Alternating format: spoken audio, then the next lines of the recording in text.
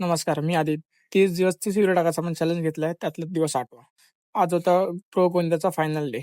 आम्ही सर्व आतमध्ये आलो. आमचा सेकंड रनर अप हा नंबर आला. पोरांचा जोश खूप जास्त होता. ट्रॉफी वगैरे घेतली आणि आम्ही निघालो बसमध्ये धिंगाणा करत घरी, कारण घरी जाऊन अजून खूप नाचायचं होतं. आज तुमच्या लहान भावाचा जरा गर्व होतोय माझ्या मनात.